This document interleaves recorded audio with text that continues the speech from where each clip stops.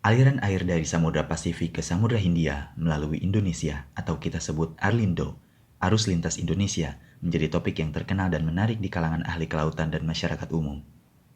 Aliran massa air ini terjadi sebagai akibat adanya perbedaan tekanan antara kedua lautan tersebut. Dalam keadaan normal, di atas Pasifik bertiup angin pasat tenggara sepanjang tahun. Tenaga gesekan angin ini berfungsi mendorong massa air Pasifik ke arah barat, sehingga terjadilah penumpukan massa air di Pasifik bagian barat yang berada dekat dengan Indonesia, yang membuat perbedaan tinggi permukaan air antara Pasifik bagian barat dengan Samudra Hindia yang berada di selatan Indonesia. Perbedaan ketinggian muka lautan inilah yang menyebabkan terjadinya gradien tekanan yang kemudian menimbulkan perpindahan massa air dari Samudra Pasifik ke Samudra Hindia. Diketahui bahwa ada 3 pintu masuk utama massa air Pasifik ke perairan Indonesia. Yang pertama, masuk melalui Laut Sulawesi.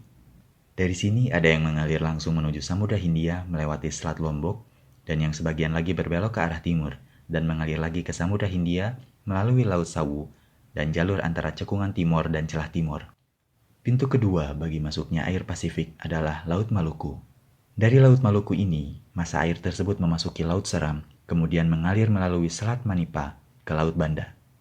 Dari pintu ketiga, massa air dari Pasifik Selatan masuk ke Laut Halmahera, kemudian menuju ke Laut Seram dan Cekungan Aru. Di sini terjadi percampuran dengan massa air yang datang dari Laut Banda. Akhirnya, massa air ini masuk lewat bagian timur, Laut Timor, menuju Samudra Hindia.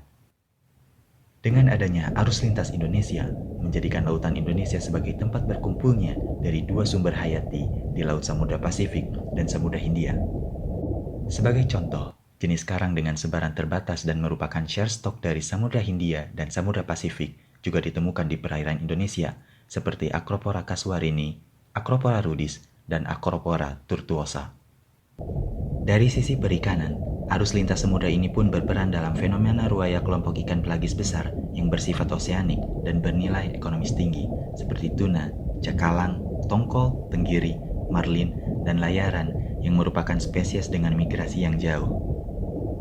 Begitu juga dengan keanekaragaman kelompok mamalia laut pelagis seperti lumba-lumba dan paus yang pola migrasinya terakomodir oleh arus lintas Indonesia ini. Dengan demikian, tidak mengherankan jika keanekaragaman hayati laut di Nusantara merupakan yang tertinggi di dunia selain terbantukan oleh zonasi tropis yang dikenal sangat mendukung dalam perkembangan biota. Arlindo pun memiliki peran yang kuat dalam menciptakan suatu gambaran keanekaragaman hayati yang tinggi di lautan Indonesia.